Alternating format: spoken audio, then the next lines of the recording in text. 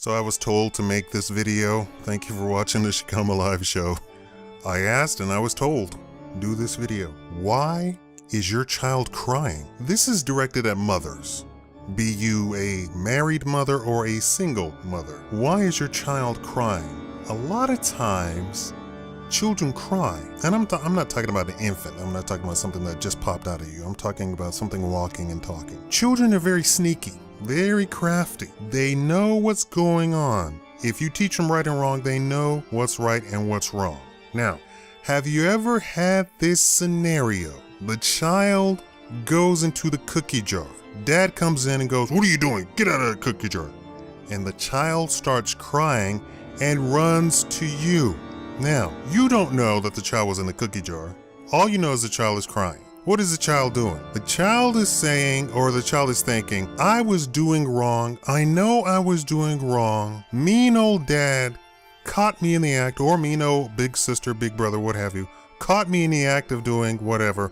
Now I need you to comfort me and tell me that although it was wrong, you need to come and tell me everything is okay. Do not fall for this. This is a terrible thing to encourage because now it sends a completely mixed signal. The child no longer knows the difference between right and wrong. The child is now thinking, I can do wrong and still receive comfort from mom because mom's a big pushover. Now this could be single moms too. You know, big brother could come in and say, what are you doing in the cookie jar? You know, before you start comforting your child, you need to parent first. That means investigating what's going on. Why is the child really crying? And is the child actually crying, or is the child playing upon your sympathies to get comfort from you? Because the ulterior motive could be that the child simply is crying to get you to comfort it and give it a cookie. There you go. See, children are not stupid. They're not as stupid as we think they are. So that's really the crux of the thing.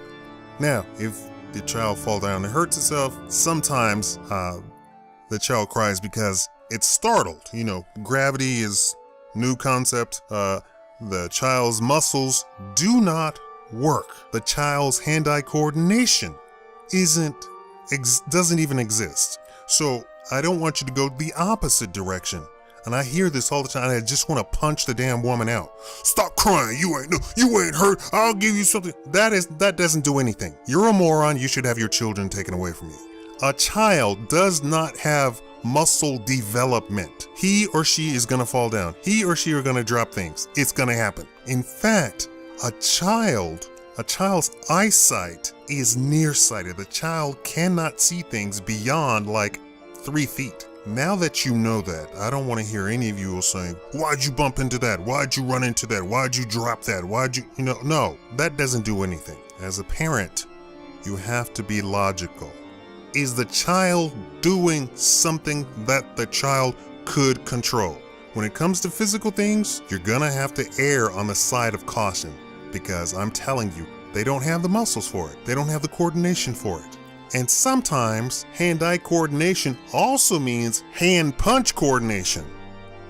The child actually wasn't intending to hit the little brother. The child was intending to pick up the little brother, but it came out hit. There are some neurological mishaps that go along with being a child. Now, if your child is 21 years old, you could be safe to say that he intended to hit somebody. But there's misfires, mishaps. Physical things are not the strong point of babies and small children. No. That's why they run out into the street. They don't mean to run out into the street. They actually meant to go jump on top of the car, but they don't have such a capability, so their legs just kept carrying them. You have to watch out for the child. You are the parent. And lastly, stop it with the frustration. Your frustration has nothing to do with the child. That goes for frustration at the baby daddy, frustration at work, frustration has nothing to do with the child. And I want you to treat the child just as you would treat a dog. If a dog does something wrong, you have to punish or talk to the dog right away. Because if you go, wait till we get home, the dog is simply going to chalk that up as abusive master. Dog is not going to go, oh yeah, I remember way back when, because the dog doesn't think like that. The dog is, okay, I'm hungry. 1 second went by. Okay, I'm hungry. 1 second went by. Okay, that's it. That's how a dog thinks. From second to second to second. Nah, they might have a 30-second attention span. You have to do the same thing with children.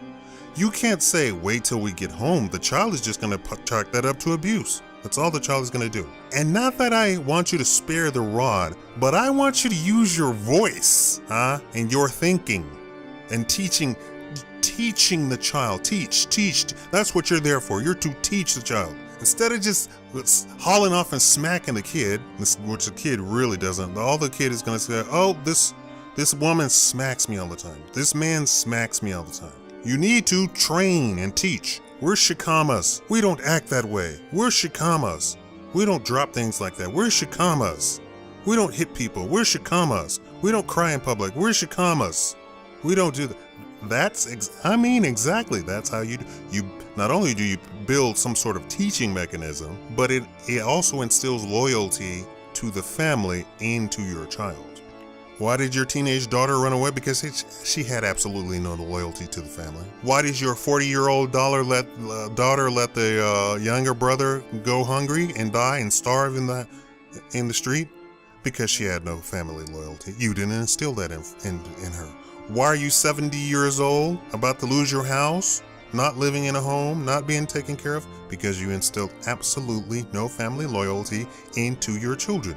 And you build that loyalty through good teaching, honoring the family, and building loyalty in your children.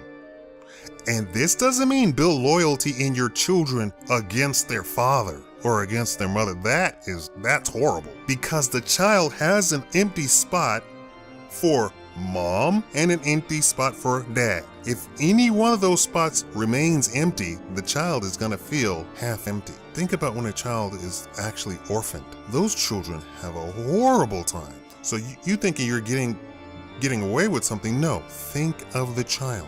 Don't build a wall between the child and their other parent. That's awful. You're evil. You too should go to the death chamber and be put to death. The child is first. The child is first. Meaning both empty spots need to be filled with father and mother. And no, not your skanky boyfriend that you just met is not the father spot. No, he doesn't feel that. I don't care how much you want him to. And if you ever bring some woman or some man into your home and he gives you an ultimatum, me or the child, and you don't immediately tell that woman or man to get the hell out of your house, you too need to be put to death. I'm just handing out these court decisions left and right, aren't I? But I mean, really, we don't have any use for people like you. Definitely in the black community, we don't have any use for people like you.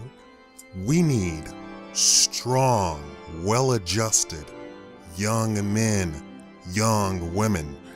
Well-adjusted means you need to parent. It means you need to be a Miss Detective, a Mr. Detective, and figure out, why is child really crying? Is a child trying to manipulate me into giving child a cookie? You need to watch out for that stuff. All right, thank you for watching the Shikama Live Show.